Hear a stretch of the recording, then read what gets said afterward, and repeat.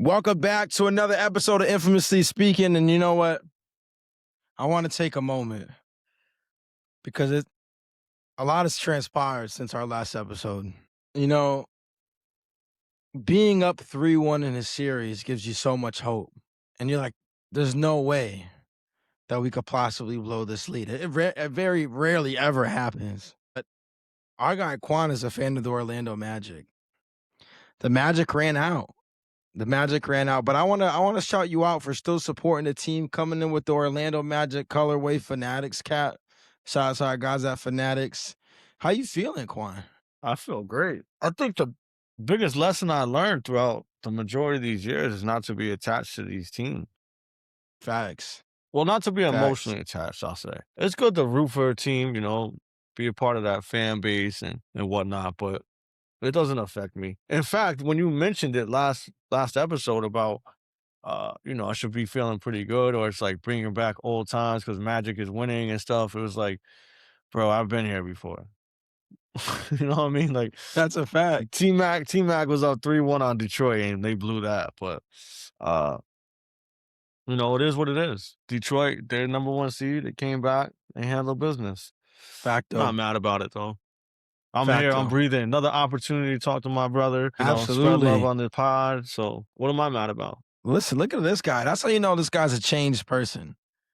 He came in, I just threw a negative curveball right at him right from the beginning of the show. And he was like, let me show you how I flip this to a positive situation. See that? That's well done. That's well done. Thank you. That's wisdom in motion. Before we get decades to get to, bro. Took decades. Listen, life is a race, but it's a marathon, right? It's not a sprint. So before we get too deep into the show, I want to make sure we do our usuals. If you're not already subscribed to the Infamously Speaking YouTube channel, please go ahead and do that.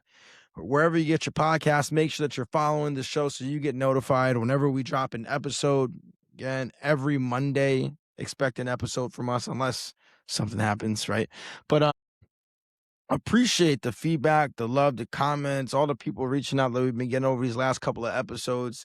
Like we said last time, it really helps stoke the fire to make sure that, or just to encourage us to keep coming back and keep recording. So appreciate that.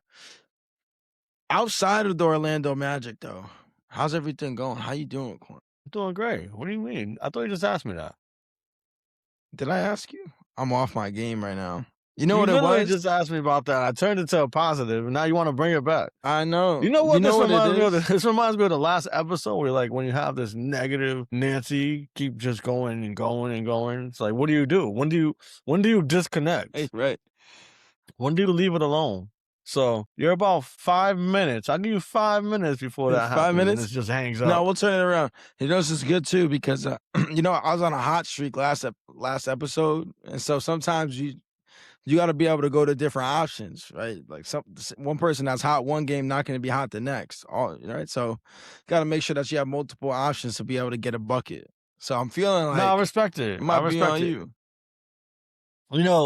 It's funny because I really love watching our clips, right? When you chop them up, and I remember you telling me how like you get some assistance, and based off of what the conversation is being had, that's how it gets clipped. And I'm like, damn, Matt is out here balling because he got all the highlights. It's like watching sports. Triple-double last show. Man. Like, come on, man. I'm still here. I threw an assist.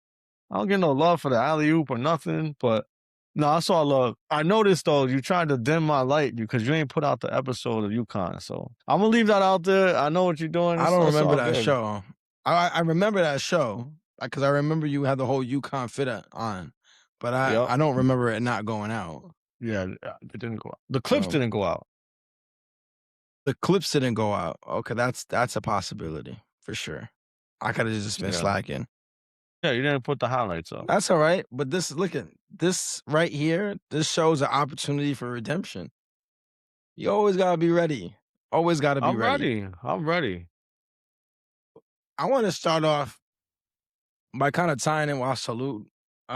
By tying it into something that we talked about last episode, which was joy. I remember we were talking about like how people that don't really on the outside looking in seem to have much, but why are they always so happy? Well, I was listening to the message on Sunday, and one thing that came up was that true joy is found in contentment. When you're just Mm, happy with what you got, not complacent, right? Those are two different things. When you're just grateful for what you got, that's when you could really find joy in mm, life and the things that because you're not stressed about what another person has or what another person's doing.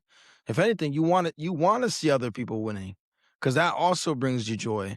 And then you just being grateful for what you got. And I was like, wow, that was like a whole 360 right there from what we was talking about on the show and then hearing that. I'm like, and I'm glad that I'm hearing that because it's so easy to get caught up in the shit in life where you kind of just get into these motions where even the smallest thing could throw you off, the smallest inconvenience wants to get you into a place where you want to complain. Where it's like, man, why can't I just be happy with what I got, regardless of what comes my way? This is a good problem to have. Oh, I'm having an issue at work. Hey, listen, at least I have a job, right? Like having that mindset. So I thought that was dope. yeah, a lot of that is the mindset and the perspective, right? I just got off a call with someone I work with, and he's having a tough time with some feedback he got.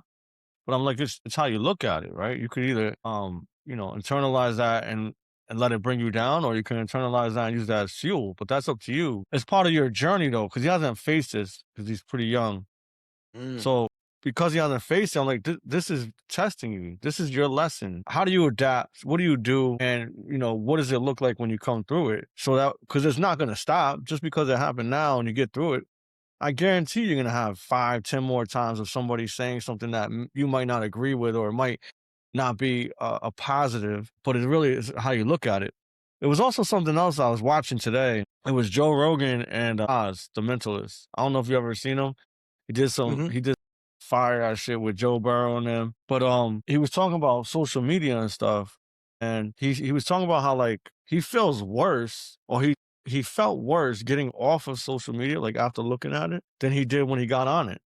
And a lot of that is because what a lot of people do is they get on the social media and they see what people have, and you get that I'm not doing enough, or I need to do better to get that.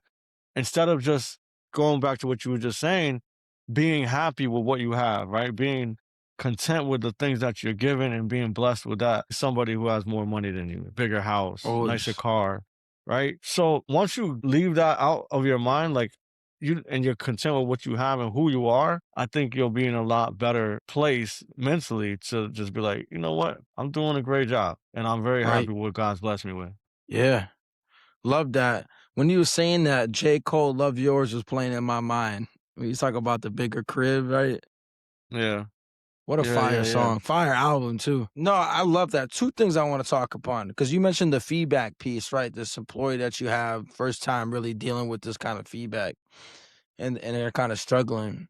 You know, one thing that I learned, and I don't know it all, right? I'm still early in my professional career, some might say, was even you could still look at that feedback, even if you don't agree with it. Even in hate, there might be some truth. Mm, And to your point, it just depends on how you decide to look at it. How deep are you willing to go to dissect that? It's easy to be like, that person just doesn't like me. That's why they're saying these things. Or that person, they came off rude, so I'm going to dismiss it. Or you could look beyond that and see, is there any validity in the things that they were saying? Because you know what? Some people do hate just to hate, but a lot of times there is some validity in what people say, even if it could be perceived as hate. It's just on you to determine, are you gonna accept it? Are you gonna dig deep? Or are you just gonna be like, you know what, fuck it, I don't need that feedback. no, that's a fact. That's really good. I'll have him Yeah. call you next time you're going through it. Nah. Delegation. Always Nah, good to don't delegate, people. I agree. Learning how to receive feedback is one of the most difficult things, really. But we talk about sports. I feel like people who play sports are usually more open to that. At least maybe not so much now, because I'm sure you've seen it, or if you got friends that have kids that are around it with all these all the AAU, travel, baseball, all this stuff where because people are paying so much money, they kind of just hear what they want to hear instead of hearing what they really need to hear. But Mm, I know like when I was coming up, and I'm sure when you was coming up, old school coaches, they didn't give a shit about how you felt in the moment, right? They was like, you You just need the feedback. Like your stance is fucked up. You're not getting off the ball quick enough. You got to pull your hands in a little bit more to get to the ball inside, whatever sport you're playing, right? Like, I feel like that helped condition me. And I'm curious what your thoughts on that and learning how to receive feedback. Oh, of course. I mean, I think anybody that we're talking about sports. So anybody that plays sports, you have to have somewhat of a thick skin if you're really playing because you need that tough feedback. You need that to get better and grow. If you dismiss it and they're valid points, there's validity in there, then you're not doing yourself any favors because you're not learning. You're going to Right. continue to, have your hands too high or whatever the case may be, your stance. And I'm actually kind of glad you said that, right? Because I know I talked about this story where I didn't have a lot of guidance outside of sports. It was really coaching and stuff. So when I had that new coach and we had disagreement, and that was kind of like the end of my baseball career. But I regret that. That's one of the things I definitely regret because instead of understanding that was part of the process, I kind of just gave up something that I loved.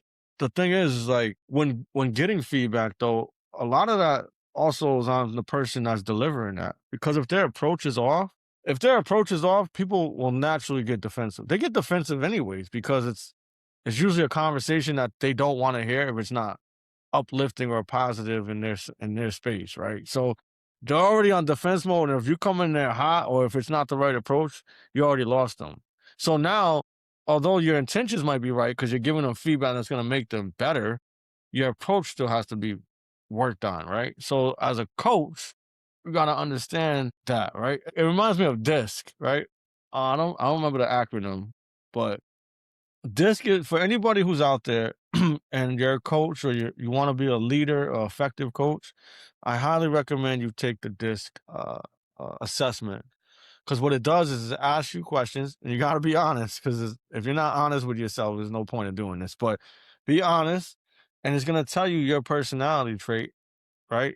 But you also understand like if that's your trait, you have to flex your style depending on who you're coaching. Because some people you could be deliberate with, and some people you kind of got to ease into it just to be effective. But sometimes people can't flex their style, and I think that's where it goes wrong.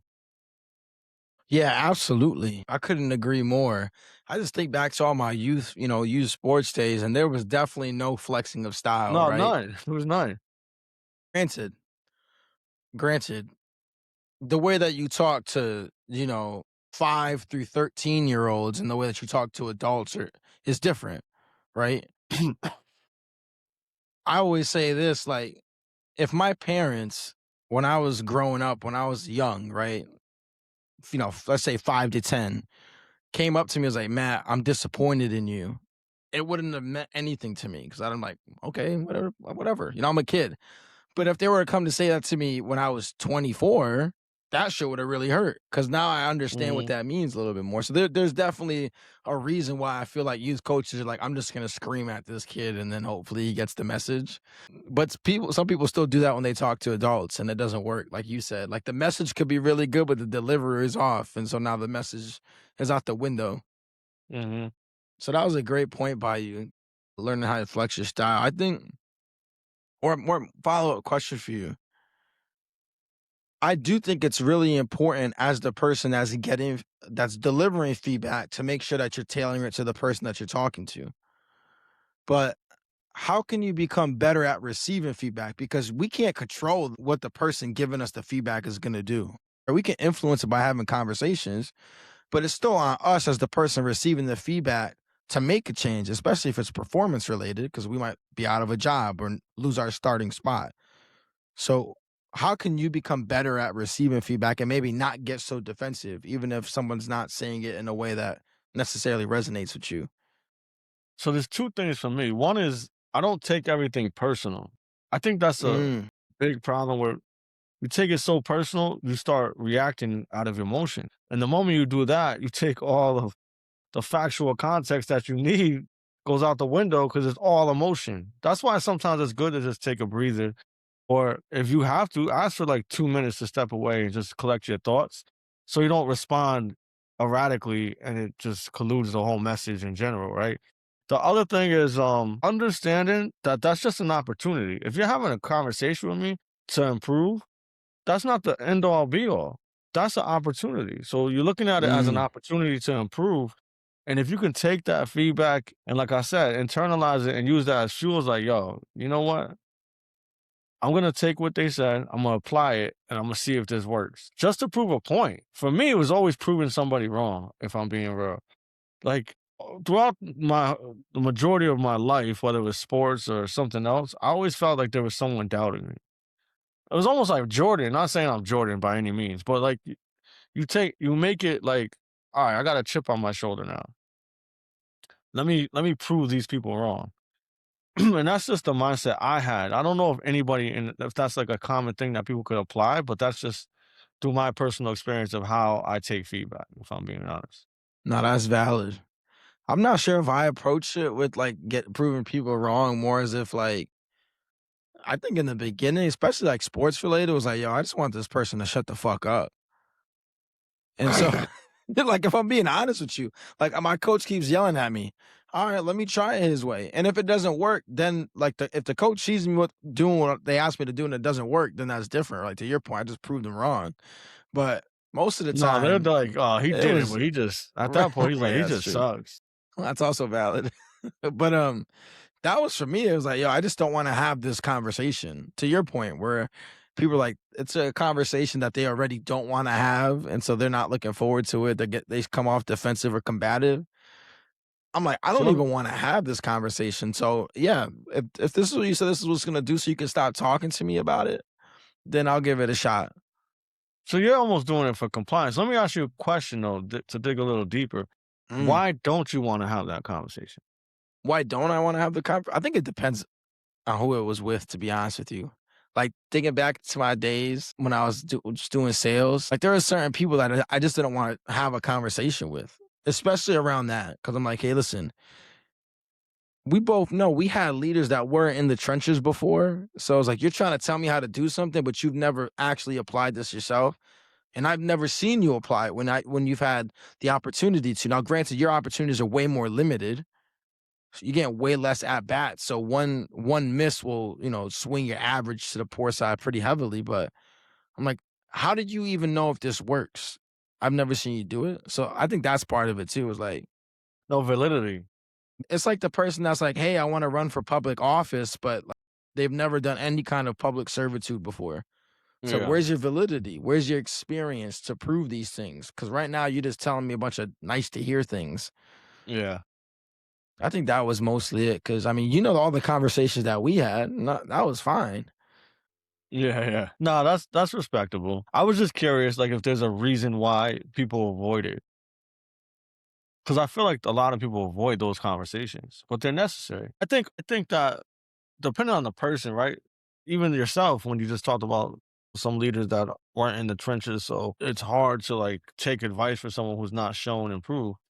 So on that same spectrum, someone who's coaching you and their approach is off or just terrible, you don't want to go through that again, right? Because if they're not getting the feedback of, hey, your approach threw me, I don't want to be here now. Now, every time you approach that person with that conversation or a conversation, it could be a positive one. It's still like you're reluctant to have it because you're like the fear of, oh, this is going to go south immediately because of the Sure. past experiences. No, yeah, absolutely. And the thing is too, like I love how you framed it as all those conversations are an opportunity for both sides, right? For the coach and for the person that's getting feedback. I definitely didn't view it as an opportunity, right? For me to get better. I was viewing it as like, here we go. We're just like I thought mainly like they were having the conversation with me because it was a compliance thing, right? Where it's Mm, like, all right, you're just having the conversation with me because we have to have it. The conversations we've had in the past, I haven't gotten a shit ton out of it. But again, that was my mindset when I first, started the job when I was like 18, right? And I was like, get a load of this fucking loser. You know what I mean? Like trying to tell me about something they never did. But that was just it was a stupid mindset, right? Like I wasn't approaching it as this is an opportunity. There's a chance that they might say something that sparks something for me. But I'm not yeah. approaching it that way. Yeah. So, Yeah. you know, my approach wasn't a good one back then. I guess is what Yeah. I'm trying to highlight. If you're closed minded, you're not open to the ideas that could possibly come from it. I understand completely. That's Yeah, valid. 100%. But listen, at the same time, I'm like, yo, fuck that feedback. But So now now it's different. since you talk about my Magic, let's talk about your Knicks. Yeah, You know, let's talk wait, about them. is it your Knicks? I don't ever know who you're rooting for these days. What are you talking about, man? You know I'm a New York sports fan through and through. Through and through, New York sports fan. That's never changed, ever. So And unfortunately, it never will. so how do you feel? Do you feel confident in this team? Yeah. I mean, I feel good about it. I feel better than I did about him last year, for sure. I mean, we talked about it on the show. I thought they was going to get cooked up by Boston. The same thing that killed Boston last year is the same thing that killed them this year. Their reluctance to change. And that's why I liked what I saw out of the Knicks this year was they were willing to change, right? They went down 2-1 to Atlanta. They changed up their scheme. Mike Brown, the coach, talked about it. He was like, they kind of forced us to play a different way, running a lot of offense through Cat with Jalen off ball. He still dribbles when he gets the ball, but now he's getting the ball and he's in motion a lot of times. And the offense is way more fluid. Everybody's getting involved. I love how they're running the offense right now. So they can win in a bunch of different ways. They can win playing really good defense, which we saw throughout the last 4 games, really, that they played. They could win shooting the lights out of the ball, which we've seen. So yeah, I'm more confident in this team than I was last year's team. I still think Oklahoma City is the class of the NBA right now, but that's kind of how I feel about every champion until they lose. Like I felt that way about the Celtics last year because they were just so dominant, and then they were cooking the Knicks until they just went cold, and so I could be proven Not to wrong. flip not to flip sports, but you always been that way with the champions. But for some reason, you still think the Chiefs won the Super Bowl for the last 4 or 5 years in a row. But you said something that struck with me, which was they weren't reluctant to change, which is Yeah. what is this guy laughing at? I love that you was just like, yeah, all right, typical shit. This guy doesn't have any new ideas. Anyways, No, I'm just saying. I'm just saying. But no, the being reluctant to change, because had they have been stuck in their ways mm, and continued that, they would have probably met their demise, right? They wouldn't be in absolutely, this round. So absolutely. And he's talking about Mike Brown potentially getting fired, right? Because they fired the coach that brought him back to their first conference finals in over 2 decades. So, I mean, it's sports mirrors life, and it shows that a reluctance to change a lot of times will end up getting you cooked. What worked yesterday doesn't work today. Or it might not work right in this moment, right? It might work again tomorrow, but it's not working right now. You know, we saw that. So, but you mentioned something about feedback conversations and about like, you know, like the past conversations kind of make you more reluctant to have them, whether you're the coach of the person or the person that's getting feedback. And that also kind of reminded me of something that I also heard in church again, which was, so you know, like in the circus, they have elephants, right? That's like a common circus animal. And you see them and they keep them tied down with like these stakes. And you're like, how come this massive animal doesn't just rip that stake out of the ground and run away? It could do whatever the fuck it wants, right? And who's stopping an elephant? And so I kind of looked into it, like, how do they train these elephants to get them to not to do that? And what they do is when they're small, obviously they train them, right? But one thing that they do is they drive a stake into the ground that's it's too strong for them to pull out when they're young. But when they get older, they'll pull it out like it's nothing, right? It's easy for them. But in their mind, they still think that they can't. So they're stuck there. And I was like, how we're so much like that as humans, where our past experiences when we were younger and when we didn't have the knowledge that we have now keeps us tied to a certain place because when we were younger, we couldn't pull the stake out. But now we're older, we're stronger, we're wiser, but we're still stuck in the same place because we're still bound to whatever it's negative time. experience that we Yeah. had. No, that's really good. That's a really good analogy. Let's address the elephant in the room, though. You're gonna have Peter all over us talking about the circus animals being stuck to the ground, right? Peter And already knows. I don't want Fuck, man. What are they gonna do? I'm just when I heard that though, I was like, "Geez, man." I'm like, "I wonder what my stake is right now. Like, what's keeping me whatever I learned in the past experience, what's keeping me stuck? Whenever I get into ruts, what's keeping me stuck that I can't overcome, that I know that I should be able to, you know?" And I don't know at the moment, but I know like when I was going through a rut, like for the last couple of weeks, it was that steak was just getting annoyed at little things that I shouldn't let bother me, right? Yeah, Getting you spoke closer on to that. that contentment, right? So I'm curious if there's anything for you that you feel is kind of like a steak for you. I'm sure there's plenty of them. Mm, There's plenty of them. The thing is when it crosses my mind, what's brought me peace lately is like I told you in the last pod, and I think the one before that was just taking that moment and having a conversation with God mm. and asking for some peace at mind, like to calm my anxiety or my stress in the moment, and maybe some clarity. And although he might not provide it in that moment, I'm okay with that, knowing with my faith that I'm gonna get through it and there's something that needs to be learned through this. So Isn't that that's the clarity? that is the clarity. But I'm saying I don't need the answer Mm, to be more mhm. specific. I don't I get need what you're the saying. answer of, "Oh, what does this outcome look like?" Or "What is this outcome gonna be?" I don't need that. Do you know what I'm For saying? sure. Absolutely. Well, you don't need it when you know you already got the dub locked up, right? Yeah, that's what I'm saying. Yeah. No, I love that. I love that. I feel like you got some testing questions coming because you got that No, little I don't. sly smirk. I don't. But I just love when you're having certain conversations with people or when we come on the pod and then like it just becomes a theme that comes up in different areas, right? Like there was another thing that I heard at church over this past week, and it is very relatable to what we were talking about, not last pod, but two pods ago, which was how you were kind of talking about how you were just kind of doing your own thing at the moment and how it could feel kind of lonely. And one thing that I heard was like, even when there's a bunch of people around physically, it could still feel lonely if nobody's walking the same direction as you. Everybody's just passing by, right? Like we might both be going on the road and I might see a bunch of people. If I'm going this way on a trail and everybody's going the other way, sure, I'm seeing a bunch of people around me, but no one's walking with me. And so I Mm. still kind of feel lonely. And that immediately made me think of like the conversation that we were having of like standing strong, standing firm, continuing the walk that you know to be right, even though you see some things might be going in a different direction that way you're going. And so I'm like, wow, that's good, man. No, that is. You know, if I'm being vulnerable, the loneliest times of my life was when I was surrounded by people. Mm.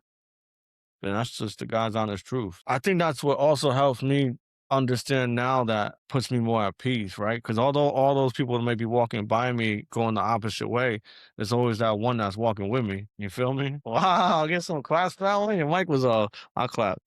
No, I did. I almost got too excited for that. I almost died on this Pepsi Zero right here. I love that, bro. No, that's fire. I I don't think people understand how what you literally just said, like how real that is. The loneliest times in life are when you're surrounded by people.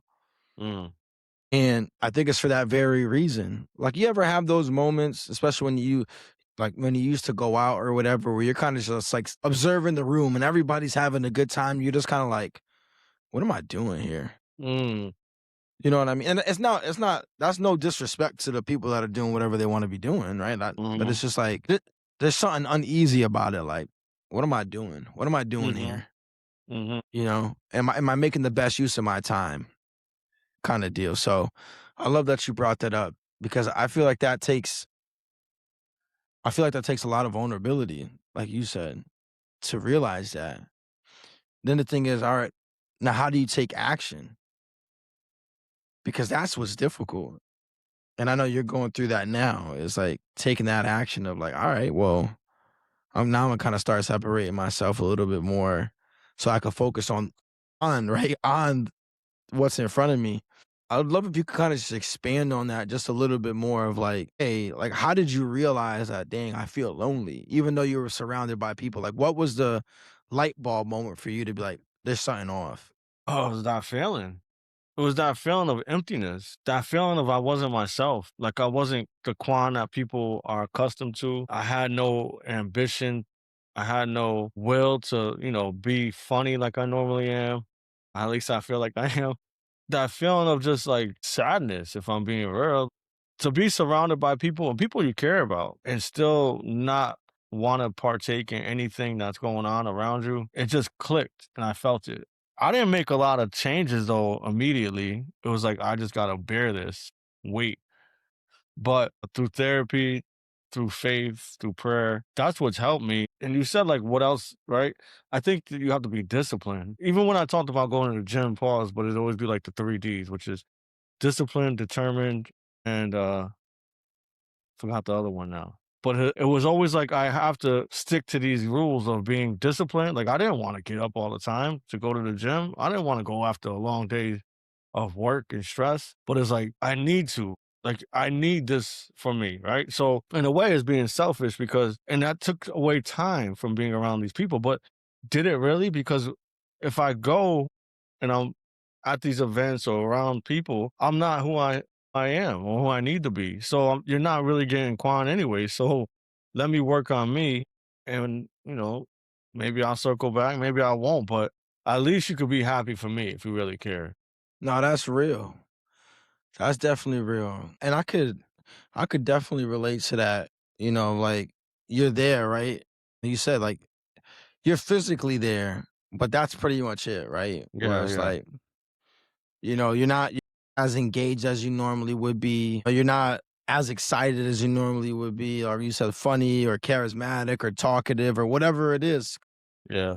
You're just going through the motions of like, hey, I just showed up because I normally would show up. That's just kind of the routine at that point. But I think, and I'm glad you called that out because, there's one thing that I truly believe in, which is you want people to have some kind of feeling, right? Whether they're all in and they're all for something or they're all the way against it. Whatever it is, that because that shows that they care about it, right? If somebody's passionate about something either for it or against it, at least they're listening, they're engaged, they care. When Mhm, someone's just showing up and then leaving and then coming back and they're not doing anything, that's a really dangerous state. That's indifference. mhm. And that's just a I don't care, I don't care, I don't care. And eventually you won't care about anything. And that's when it becomes really that's when you start kind of just drifting, bro. Where No, it's like there's nothing tying me down. There's nothing holding me down. no, that was a great point because I've gotten to that point of I'm just numb. I don't care. I don't care to be around anything. I don't care to be in this space, and it is dangerous. Then you start questioning all kinds of other things that you probably shouldn't question at all. But you Mhm. know, damn, you said something that I wanted to expand upon, which is like the energy, right? So, like, even when I go to these events, if I'm not myself, if I'm not talkative, people care. They're gonna be like, "What's wrong? What's going on? What's wrong?" But you don't care to talk about it, right? Yes. In fact, sometimes you can't. It's just you don't have it in you. But now you're transferring that energy to those people at that. Let's just say Oreo is having a get together and everybody's around and I'm just down. Or I might not even be just down. Like I just might not be present, right? Mentally.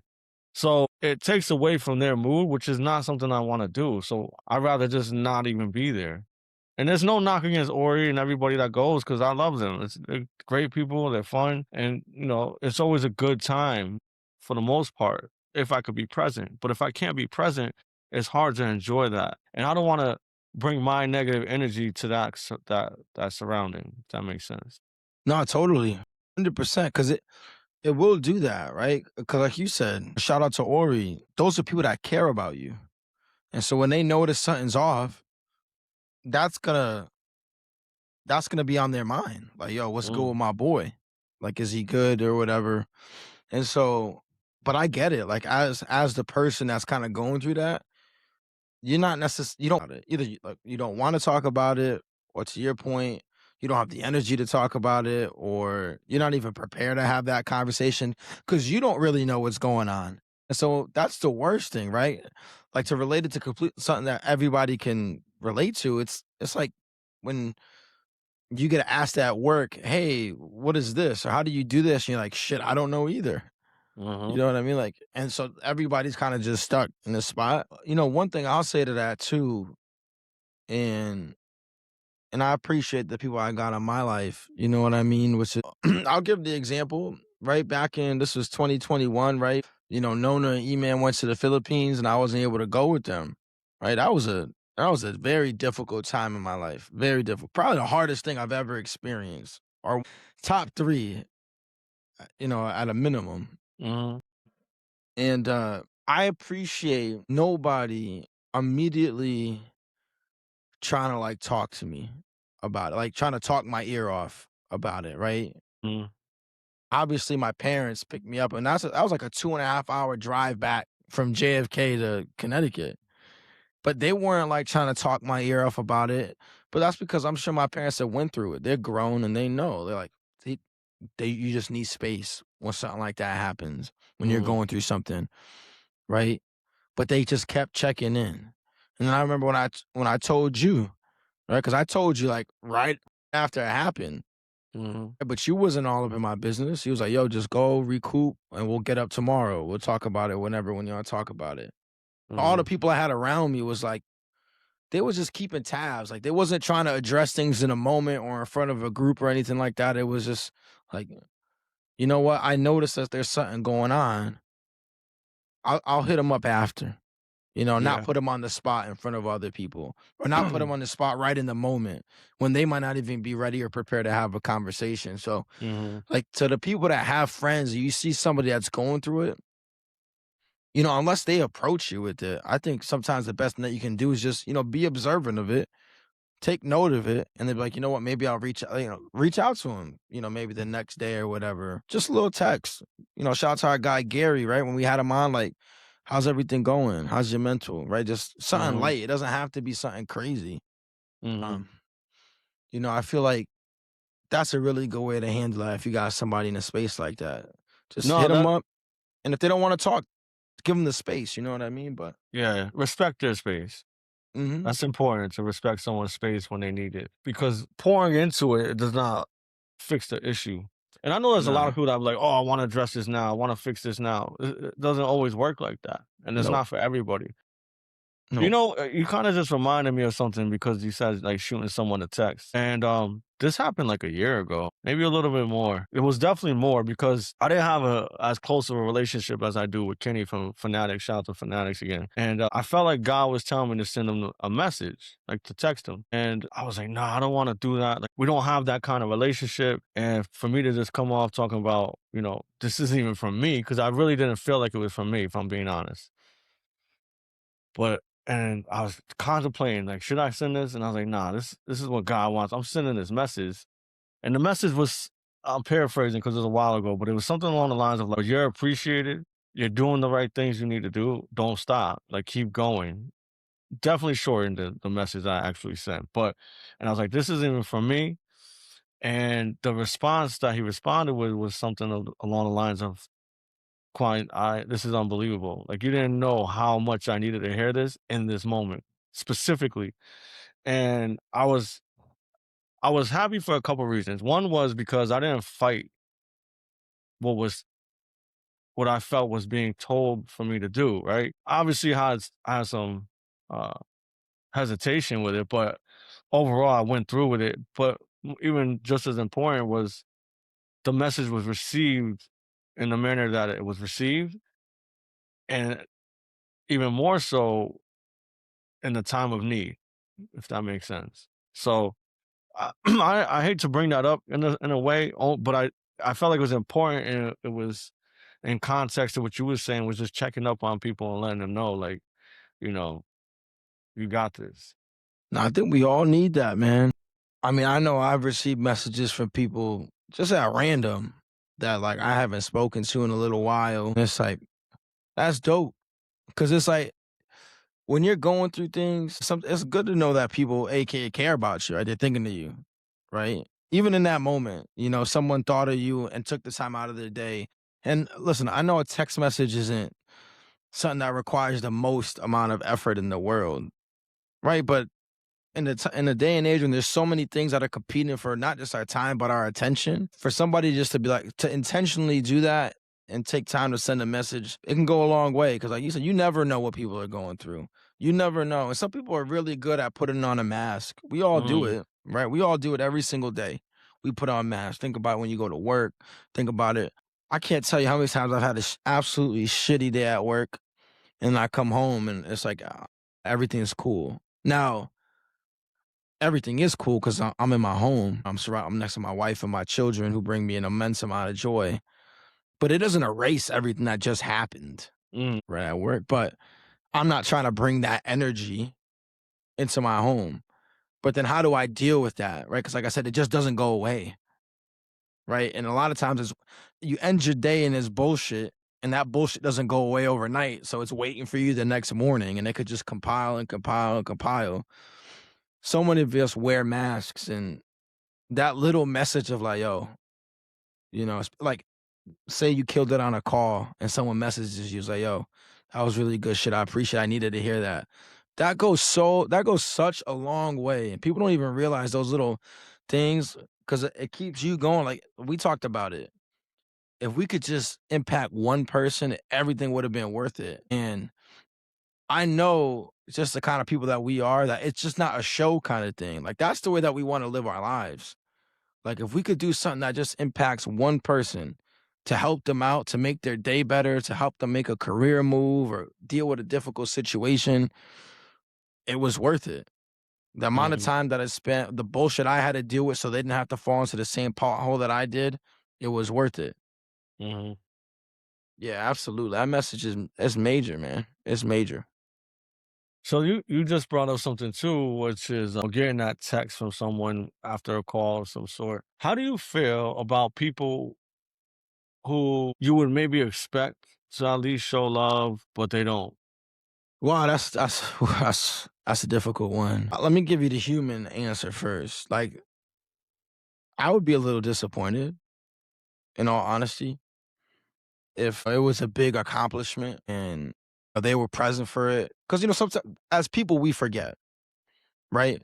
But if you were there as I received an award or I did something really good and you heard me getting recognized for it or whatever it is, and you don't acknowledge it, I might be a little disappointed if I'm being completely frank. But I hope that I wouldn't think too much about it, to be honest with you. Cause I might not have any idea. Who knows if you just got the worst news of your life right before you heard me getting recognized for something. I don't know that.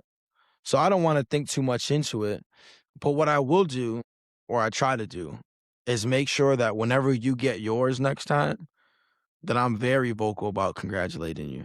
Not because I want you to remember you didn't congratulate me, but just to let you know, like, yo, I'm in your corner, even if it feels like you aren't in mine at some points. Cause it's love. And that's it. That reminds me of you never do wrong by doing right. Wow. Where'd you learn that? I listen to you. I listen to Original you. quote? No, I No, but listen I to would you be all the time. disappointed, bro. I would be disappointed. But I'm curious, what about you? Like how would you feel or react to something like that? I wouldn't say disappointed because I have little expectations for people. If I'm being real, I think going through a lot of what I went through, I feel like if I keep the expectations minimal, it lessens the blow of them not showing up. I'm being real. How do I respond? I don't. I don't. What? Let's go. I thought you I'm was being about to go honest. into this. No, I appreciate. I thought you was gonna go into this philosophical type of answer, and you was like, "Yo, I don't expect shit out of anybody. People are assholes, and I've learned that the only time your expectations, the only time you can be disappointed is if you expect something." That's a fact. That's a fact. Guy, it's a fact. I promise you. I'm telling you the truth from the heart. I am. And I don't, if anything, it motivates me. So, like, let's just say I'm being recognized on the call or whatever, right? And I don't get any congrats or whatever. First off, I'm not doing the things for that anyways, right? I'm doing it for me and my team and just to be successful. So I don't need that. But when I notice stuff, because I've always noticed when people are throwing subs or they're just not being in my corner like you kind of mentioned. I just use that as motivation to just keep doing it. Just because I know at that point it's got to be bothering you. If you're throwing subs or if you're just not, I know that's eating at you. So let me apply pressure. Blood in the water. Pretty much. No, I'm not so fully changed, as you can see. no, well, so here's and I love what you brought up, right? Because I agree with that, and I think I said it on the show. Like, I don't do things to be recognized. Number one, because I know that the Yeah. only person I ever want to be recognized is by God, because He's gonna recognize me better than anybody else ever could, anyways. And if I seek worldly validation, then I got my validation. So Hmm. why even seek it? Seek it from the Hmm. person that can give you the better reward. That's the way that I'm thinking about it. But I have had a leader who is still a very good friend, and one thing there was this term synchrony that is something that he really cares about, especially in this age of so many people getting replaced by AI or tasks being replaced by AI, and how the importance, especially of team building, right? Because we talk about teams all the time. That camaraderie is such a big deal, right? Like, teams do better when they care about each other, when they recognize each other, when they support each other, when they go through shit together with each other, when they can just feel like they could be themselves around each other. When work is important, but connection is the most important thing, because they know that that will help them drive their work forward. And so that's why I'm a little disappointed when recognition doesn't go out. Not because I want to be recognized for it, but because I know that's even though it's small, it's a great way to build more camaraderie around the people, Hmm. around your team, especially Hmm. when it's something that people might not think that they would get recognized for. I think that's when it matters the most. Like, if you do something incredibly awesome, or you get a really big sale, or you absolutely kill an important presentation to a vice president, you're gonna get shouted out, right? You kind of expect that to happen. But when it's the little small shout outs, like when a peer's like, yo, I know you was struggling with this thing, but I've been listening to your conversations and you're doing way better. Like, stuff like the little things like that, they go such a long way, because it shows people, like, I'm not sure if you feel this way, but it feels like a lot of recognition in corporations is forced, right? Like, you did this awesome thing, so we're gonna have to give It's you not. this. Yeah. Yeah. Yeah. Yeah. It doesn't feel genuine. But Yeah. when it's between the team and you're like, yo, I see what you're doing, I see the work that you're putting in, that shit matters. So for me, when you're getting recognized, it's a habit you have to build. So you have to start with those obvious things of building that thing of recognition, a habit of recognizing people, so that Mm.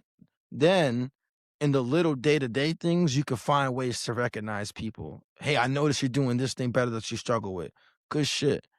Because that is what's going to help you in your work. And it doesn't seem like it, but I'm encourage people that don't know, like, look up synchrony in the workplace. When you can just be yourself around people and build each other up. I mean, bro, we talk about the team that we had all the time. And we did a lot of recognizing, but that's because we wasn't waiting for the obvious shit to come around. Mhm. It's funny you say that because I was called out recently on a visit for my recognition piece. Because I recognize people weekly, right? And then I'll recognize people for things that they weren't expecting it. So, and that means a lot. And I get it. Some people don't need that. Some people don't even want that. But I also understand that there's a lot of people who are appreciative of you just saying thank you or great job or, what you've done was a big part of what happened today or the success that we had. So I actually make that a thing. I do it so often that it's almost like a no brainer. And it's genuine. It's not like something forced. It's not like, oh, Quan, you should go recognize this person. It's like I'm already doing it in my head, and then I just put it to paper or to digital, whatever the way I'm recognizing them. But yeah, that's a key piece as far as like the camaraderie. So I'm glad that you brought that perspective in there. Well, I also think it kind of ties back to what we were talking about earlier in the conversation about, like, those difficult conversations. Because when we were working together and you were my leader, and you were fucking tough on me, but you were recognizing me when you weren't waiting for their performance number to increase. You were looking at the behavior and you would Yeah. recognize ahead of time. So then I knew, like, when we have these coaching conversations, you're not on me to get after me. You're on me because you want to see me improve. Because I know that you're paying attention to what I'm doing, because you're Mm, recognizing me for the strides that I am making. So it makes those conversations way easier because I'm already open to it. Because I know as the person, like, this person is genuinely invested in my success, correct. because they're not they're not trying to have coaching conversations with me only when I'm doing something wrong. They're Correct. also looking to recognize me when they see I have a change in behavior, when I'm doing something right. And they're not necessarily waiting for the big sale or this massive opportunity. It's in the day to day. You see me brick by brick. You see me in the gym. Like, yeah, I see Mhm. this guy putting up shots. And you know that they're going to fall because I'm putting them up and I'm doing it the right way. I just think it makes those conversations so much easier because that person knows that you're genuinely invested in them. Yeah. I think that's why it's so important that you build that connection from the jump, right? Like one of my things that I have always done from the, I don't remember when I started this, but I will sit down with you and have real conversations about what you want to achieve and how you want to accomplish that. And it's not just work related. Sometimes it's personal if they choose to disclose that, because you can usually tie that in, right? Like if you're trying to buy something, okay, then you got to do X amount of this to get to that. So I think having those real conversations is the starting point, and then obviously throughout the course of time that you're together, is continuing that so that they are more receptive to the difficult conversations, as some people will call them.